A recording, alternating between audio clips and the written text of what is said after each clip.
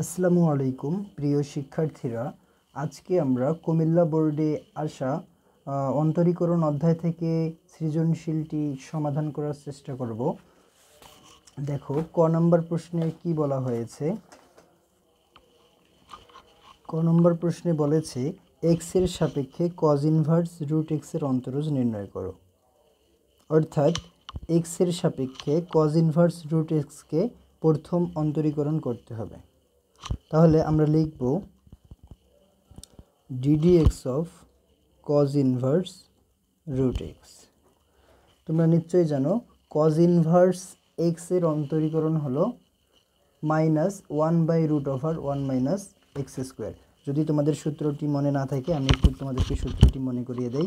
দেখো, এটার যদি প্রথম ডিফারেন্সিয়েশন করি এক্স এর সাপেক্ষে, তাহলে sign inverse x equal 1/√1 - x² এবং কজ ইনভার্স এক্সকে যদি আমরা প্রথম ডিফারেন্সিয়েশন করি তাহলে -1/√1 - x²। এখানে দেখো, এখানে কি আসলে এক্স আছে? আসলে এক্স নেই, √x আছে। তাই মনে মনে আমরা এই √xকে এক্স ধরে নিব, তাহলে আমাদের সূত্রটি মিলবে। কজ ইনভার্স এক্স, তাহলে আমরা কি জানি? কজ ইনভার্স এক্স এর প্রথম অন্তরীকরণের সূত্রটি হলো মাইনাস ডিভাইডেড বাই √1 - √x²। যেহেতু এটি এক্স হিসেবে √x আছে তাই আমরা এখানে √x দিয়েছি। এখন দেখো তো, আমরা যে এটাকে এক্স ধরেছি, √xকে এক্স ধরেছি, আসলে কি √x প্রকৃতপক্ষে এক্স? না, প্রকৃতপক্ষে এক্স নয়। এজন্য আমরা কি করব? √xকে আবার ডিফারেন্সিয়েশন করব, ddx অফ √x। এবার আসি পরের লাইনে। পরের লাইনে বলা হয়ে কি হবে? -1/√1 - x² into ddx of √x। এর সূত্রটা কি? 1/2√x। ওকে, তো এখন যদি একসাথে লিখতে চাই -1/2√x √1 - x², এটাই হলো আনসার। খ নম্বর প্রশ্নে বলা হয়েছে f of x equal ln x এবং বলেছে মূল নিয়মে এফ অফ এক্স এর অন্তরজ নির্ণয় করো। দেখো, মূল নিয়মের সংজ্ঞানুসারে আমরা কি জানি? আমরা লিখব মূল নিয়মের সংজ্ঞানুসারে কি লেখা যায়? এফ অফ এক্স এর প্রথম অন্তরীকরণ f prime of x equal f of x plus h minus f of x divided by h. দেখো, f of x plus h অর্থাৎ ফাংশনের যে স্থলে এক্স রয়েছে আমরা সেই স্থলে এক্স প্লাস এইচ বসিয়ে দিব। তাহলে আসো, f of x plus h কী হবে? Ln x plus h minus f of x এর মান কি দেওয়া আছে? Loan x, right? আর নিচে আছে এইচ।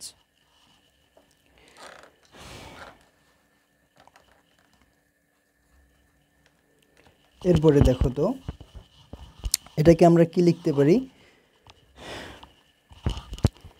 এরপরে আমরা লিখতে পারি f prime of x equal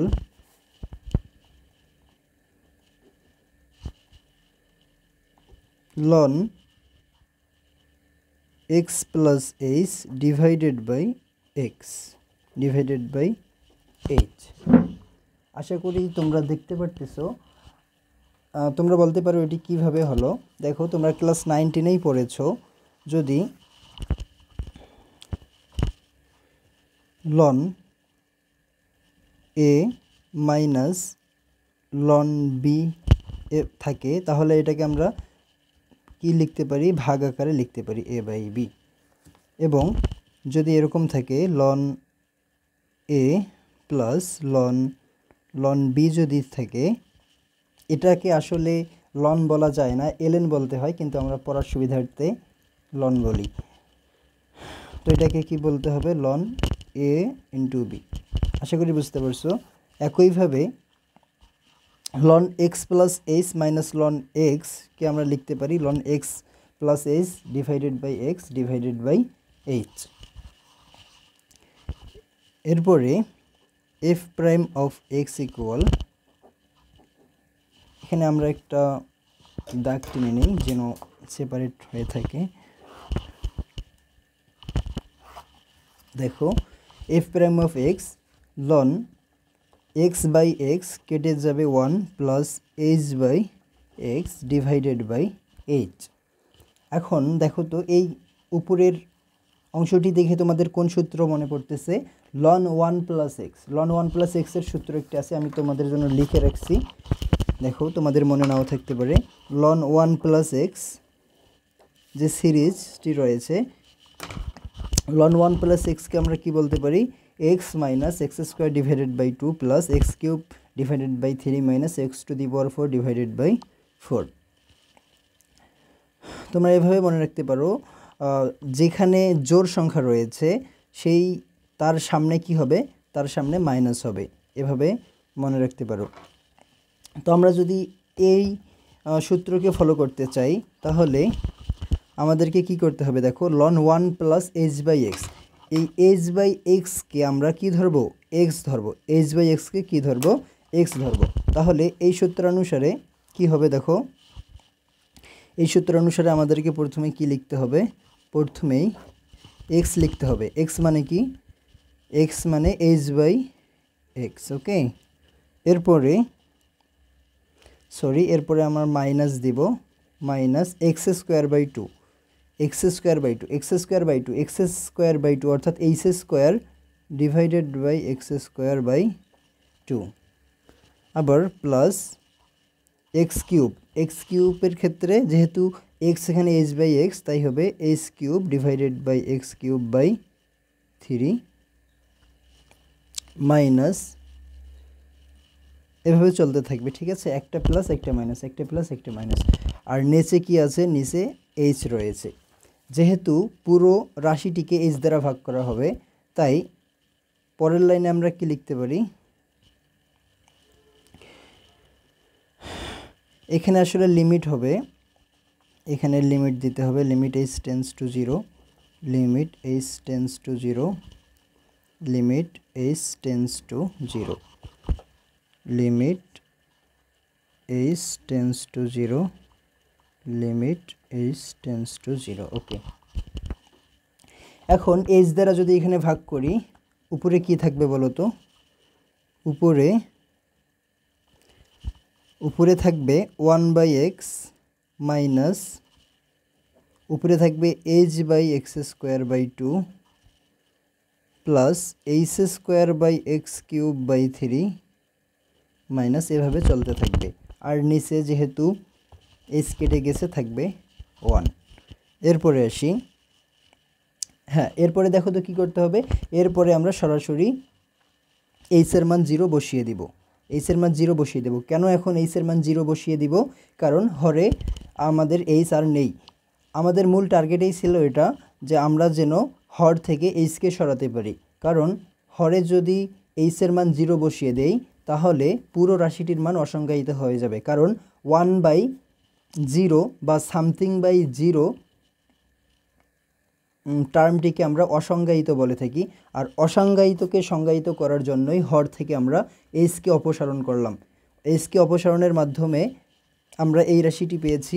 এখন এখানে এইচের মান বসিয়ে দিব। এইচের মান যদি বসিয়ে দেয় থাকবে 1/x, আর এখানে যেহেতু এইচ রয়েছে উপরে, তাই এই পুরো রাশিটির মান হয়ে যাবে 0, এখানেও হয়ে যাবে 0। এইভাবে চলতে থাকবে। আলটিমেটলি রেজাল্ট কি আসলো? 1/x। এটাই হলো আনসার। এখন আমরা গ নং প্রশ্নটি সমাধান করব। গ নং প্রশ্নে বলা হয়েছে g of x equal x plus root over 1 plus x square, এবং বলা হয়েছে z equal g of x to the power m হলে প্রমাণ করো যে 1 plus x square dx square z এবং x dx z minus z square m square z equal 0, এটা আমাদেরকে প্রমাণ করতে হবে। এখানে তোমাদেরকে একটা বিষয় বলে রাখি, d square dx square z এটা দ্বারা কী বোঝায় বলো তো? এটা দ্বারা কী বোঝায়? এটা দ্বারা দ্বিতীয় অন্তরীকরণ বোঝায়। এটা দ্বারা দ্বিতীয় অন্তরীকরণ বোঝায়। দেখো একটা বিষয়, আমরা ওয়াইকে যদি অন্তরীকরণ করি, ওয়াই যদি একটি ফাংশন হয়, ওয়াইকে প্রথম অন্তরীকরণ করলে কি হবে? ওয়াইকে যদি আমরা প্রথম অন্তরীকরণ করি তাহলে ডিডিএক্স অফ ওয়াই, এটাকে আমরা বলবো যে ওয়াইয়ের প্রথম অন্তরীকরণ, এবং এটিকে লেখা যায় y1 দ্বারা নির্দেশ করে ওয়াইয়ের প্রথম অন্তরীকরণ। ওকে, এবং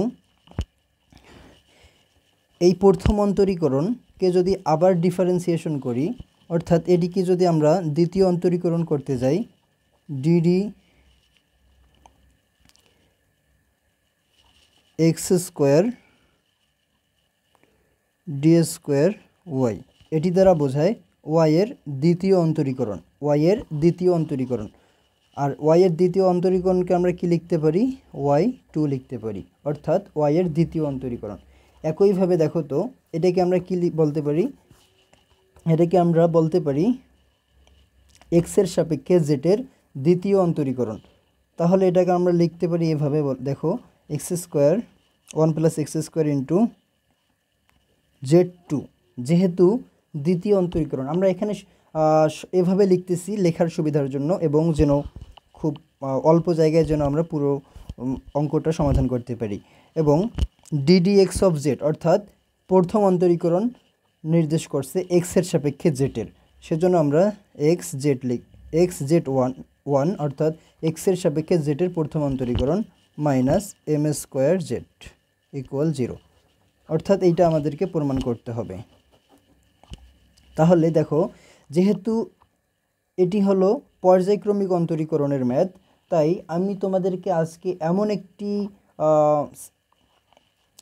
নিয়ম বলে দিব, এই নিয়ম যদি তোমরা ফলো করো তাহলে যে কোনো পর্যায়ক্রমিক অন্তরীকরণের ম্যাথ তোমরা ইজিলি সমাধান করতে পারবা। দেখো পর্যায়ক্রমিক অন্তরীকরণ, এখানে কেন পর্যায়ক্রমিক অন্তরীকরণ বলা হচ্ছে? দেখো জেড ছিল একটি ফাংশন, জেড একটি ফাংশন ছিল, এটিকে আমরা প্রথমবার অন্তরীকরণ করেছি, এরপরে আবার দ্বিতীয়বার অন্তরীকরণ করেছি। যেহেতু ধাপে ধাপে এটিকে প্রথমবার দ্বিতীয়বার অন্তরীকরণ করা হচ্ছে পর্যায়ক্রমে, তাই এ সকল ম্যাথকে বলা হয় পর্যায়ক্রমিক অন্তরীকরণের ম্যাথ। আর এই ম্যাথগুলো সমাধান করার জন্য আমি তোমাদেরকে আজকে যে কয়েকটি স্টেপ বলে দিব। দেখো তোমরা লক্ষ্য করো, পর্যায়ক্রমিক অন্তরীকরণের জন্য যে কোনো ম্যাথের ক্ষেত্রে তোমরা এই 5টা স্টেপ যদি ফলো করো, তোমার ম্যাথ অবশ্যই মিলবে, 100% মিলবে। দেখো প্রথমত আমরা কি করব, ওয়াই যে ফাংশনটি দেওয়া থাকবে, ওয়াই ইকুয়াল সামথিং কিছু একটা যে ফাংশনটি দেওয়া থাকবে, আমাদের প্রথম কাজেই হলো y1 বের করা। প্রথম কাজ কি বলো তো? y1 বের করা। y1 কি? y এর প্রথম অন্তরীকরণ বের করব। স্টেপ 2, y এর মানে যদি রুট ওভার থাকে, y1 এর মান যেটি বের করব এটি যদি রুট ওভার সংবলিত হয়, তাহলে আমরা উভয় পক্ষকে বর্গ করে দিয়ে রুট ওভার মুক্ত করব, রাইট? স্টেপ 3তে কি বলা হয়েছে? সমীকরণে ভগ্নাংশ যদি থাকে, ভগ্নাংশ থাকলে আর গুণন করে দেব। স্টেপ 4, ওয়াই ও ওয়াই এর মান দ্বারা প্রতিস্থাপন যদি সম্ভব হয়। স্টেপ 5 হবে y2 নির্ণয় করা। দেখো আমরা যখন এই প্রত্যেকটা কাজ করব, তোমাদের কাছে বিষয়টি খুবই ইজি মনে হবে। এখন আমরা সমাধান পর্বে চলে যাই। দেখো তাহলে আমাদের স্টেপ 1 শুরু করি। স্টেপ 1 কি বলেছে? y1 নির্ণয় করা। y1 নির্ণয় করা। y1 মানে কি? y1 যে ফাংশনটি, এখানে y নাই, এখানে z দেওয়া আছে, তাই আমাদেরকে আগে z1 বের করতে হবে। আমাদেরকে কি দেওয়া আছে? দেওয়া আছে, দেখো কি দেওয়া আছে, z equal g of x to the power m। g of x এর মান কত? g অফ এক্স এর মান হলো x plus 1/x square root over, এর উপর পাওয়ার আছে m, রাইট? এখন আমাদের স্টেপ 1 হলো z1 বের করতে হবে, z ফাংশনের প্রথম অন্তরীকরণ। z ফাংশনের যদি আমরা প্রথম অন্তরীকরণ নির্ণয় করতে যাই, z1 ইকুয়াল, দেখো এটিকে আমরা কি করতে পারি, পুরো রাশিটিকে আমরা এক্স ধরব, পুরো রাশিটিকে কি ধরব, এক্স ধরব। আমরা জানি ddx of x to the power N equal N x to the power n minus one. এই সূত্র প্রয়োগ যদি করি তাহলে এখানে এন হিসেবে কি আছে, এম আছে, তাই প্রথমে কি হবে, m x to the power, x কাকে ধরেছি, x plus root over one plus x square, m x to the power n minus one, এখানে এন মাইনাস ওয়ান অর্থাৎ এম মাইনাস ওয়ান হবে, রাইট। এখন দেখো তো, যাকে আমরা এক্স ধরেছি সে কি প্রকৃতপক্ষে এক্স নয়, না সেই প্রকৃতপক্ষে এক্স নাই, সেজন্য x plus root over one plus x স্কোয়ারকেই আবার কি করব, আবার ডিফারেন্সিয়েশন করব, x plus root over one plus x স্কোয়ারকে আবার ডিফারেন্সিয়েশন করলাম। এরপরে দেখো কি করতে পারি, এরপরে এটি যেভাবে আছে সেভাবেই থাকবে, এম মাইনাস ওয়ান ইন্টু, এটিকে যদি ডিফারেন্সিয়েশন করতে যাই, এক্সকে ডিফারেন্সিয়েশন করলে কত হবে, ওয়ান হবে, প্লাস রুট ওভার এক্স, ধরা যাক পুরো রাশিটিকে আমরা এক্স ধরবো, ওয়ান প্লাস এক্স স্কোয়ারকে এক্স ধরবো, তাহলে d d x of root over x সমান কি জানি, one by two root x, x মানে ওয়ান প্লাস এক্স স্কোয়ার, এবং যাকে আমরা এক্স ধরেছি সে প্রকৃতপক্ষে এক্স নয়, এজন্য আবার ওয়ান প্লাস এক্স স্কোয়ারকে ডিফারেন্সিয়েশন করব। আশা করি বুঝতে পারছো, না বুঝলে অবশ্যই কমেন্টে জানাবে। Z one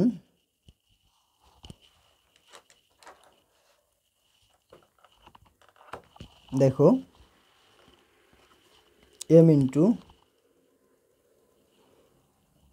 x plus root over one plus x square m minus one into, এটিকে আমরা কি লিখতে পারি, এটি যেভাবে আছে সেভাবেই থাকুক, one by two root over one plus x square into, এই রাশিটিকে যদি আমরা অন্তরীকরণ করতে যাই, এক্স হলো ধ্রুবক পদ, তাই এক্সের অন্তরীকরণ হবে শূন্য, প্লাস এক্স স্কোয়ারের অন্তরীকরণ হবে টু এক্স।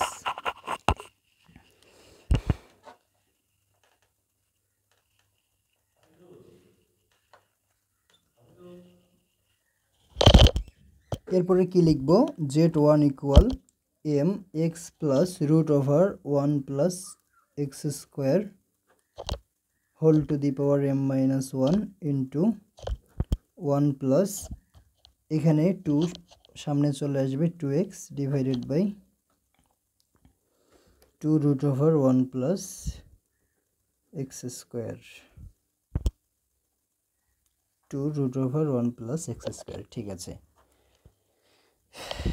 তাহলে এখানে আমরা লসাগু করতে পারি। আবার দেখো z one equal m x plus root over one plus x square to the power m minus one into, এই টু কেটে যাবে, দেখো আমরা এই অংশটিকে কেটে দিলাম, তাহলে অবশিষ্ট থাকতেছে root over one plus x square, আর এখানে কি থাকবে, এক্স থাকবে plus root over one plus x square. আশা করি বুঝতে পারছো।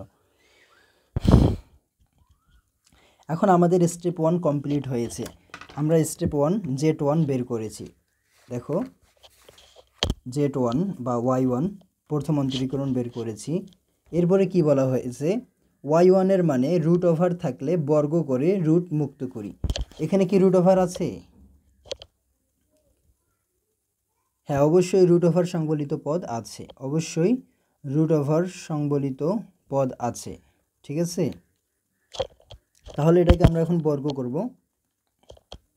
বর্গ যদি করি তাহলে z one square equal m square x plus root over one plus x square, আর এটিকে বর্গ করলে হবে two m minus two into x plus root over 1 plus x square, হ্যাঁ এক্স স্কোয়ার, আর এখানে বর্গ করলে নিচে কি হবে, নিচে বর্গ কেটে রুট ওভার কেটে যাবে, থাকবে 1 plus x square. Step 2 complete. এরপরে স্টেপ 3 দেখি। স্টেপ 3তে বলা হয়েছে সমীকরণে ভগ্নাংশ থাকলে আর গুণন করি। দেখো সমীকরণে ভগ্নাংশ অবশ্যই আছে, তাই এখন আমরা আর গুণন করব। এখন যদি আর গুণন করি তাহলে কি হবে দেখো, 1 plus x square z1 square equal m square x plus root over 1 plus x square 2m minus 2 into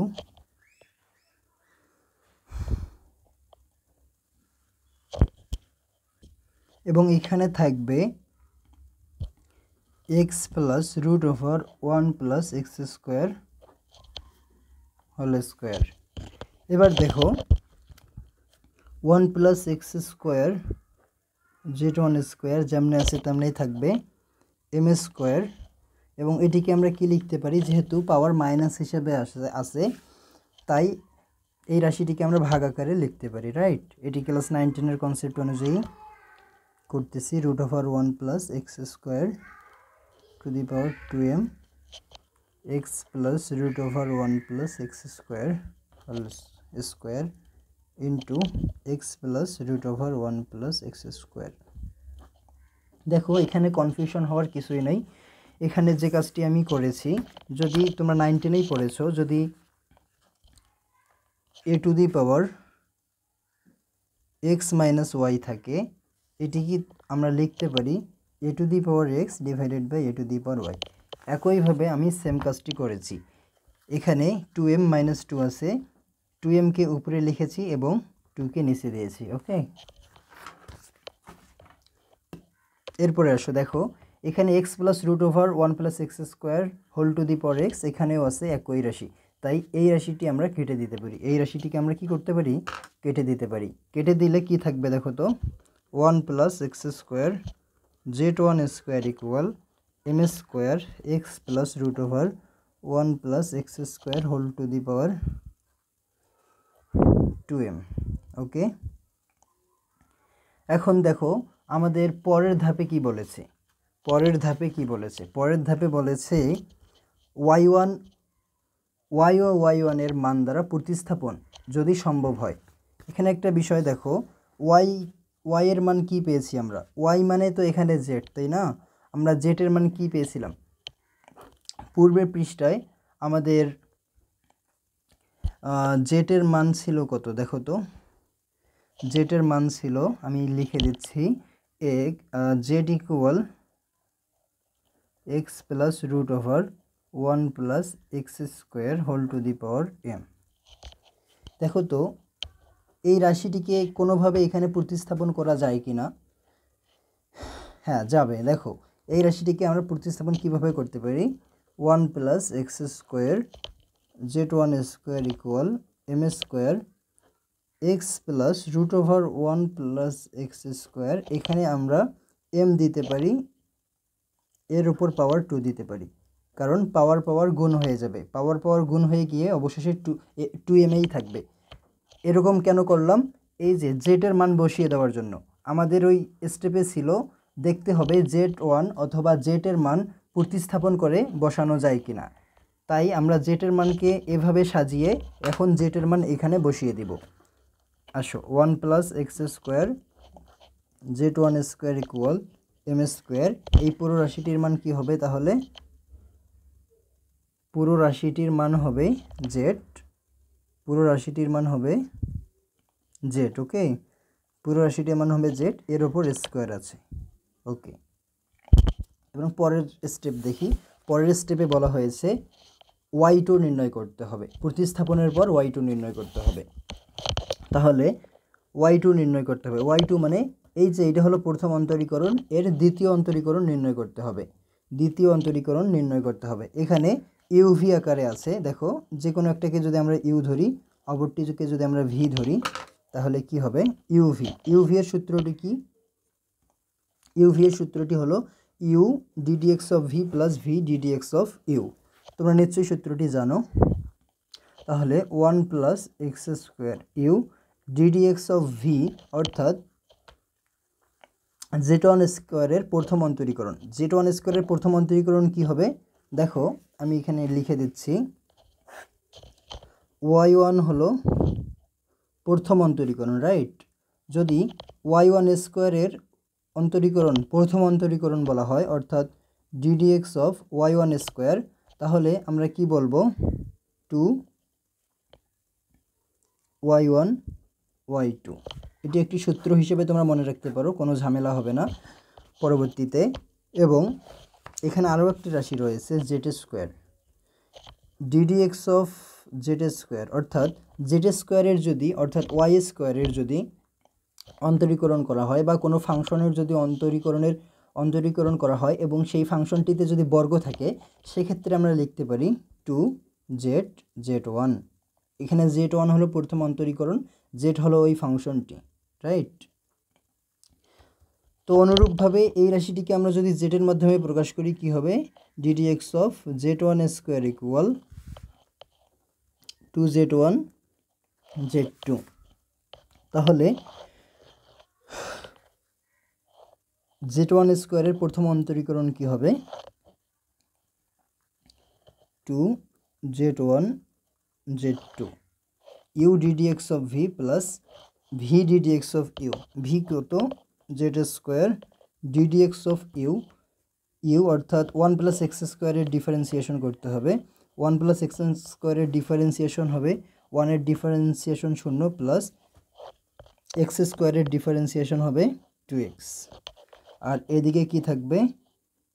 এদিকে থাকবে এম স্কোয়ার জেড স্কোয়ার। যেহেতু এম স্কোয়ার হলো একটি ধ্রুবক রাশি, তাই এটি সামনে চলে আসলো এবং জেড স্কোয়ারের ডিফারেন্সিয়েশন হবে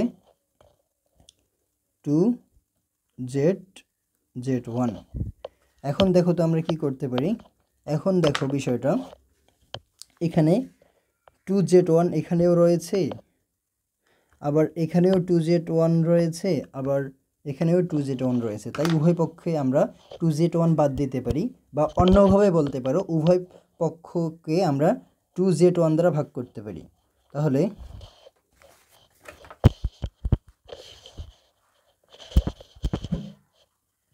দেখো এবার 1 প্লাস এক্স স্কোয়ার 2z1 যদি বাদ দেই থাকবে z2 প্লাস 2z1 বাদ দিলে কি থাকবে?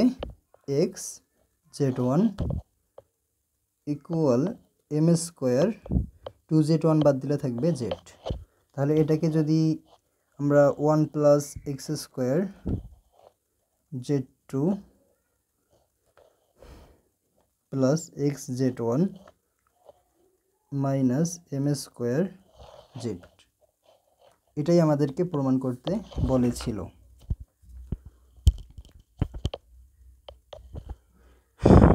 এটাই হলো কি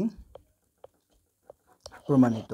তাহলে তোমরা খুব সহজেই এই 5টি স্টেপ যদি ফলো করতে পারো, তোমরা যে কোনো ম্যাথ খুব সহজেই সমাধান করতে পারবে এই পর্যায়ক্রমিক অন্তরীকরণের ক্ষেত্রে। আশা করি তোমাদেরকে ভালো লেগেছে। আমি তোমাদেরকে আবার দেখাচ্ছি, তোমরা লিখে নিতে পারো এই 5টি স্টেপ অথবা স্ক্রিনশট দিতে পারো। ধন্যবাদ।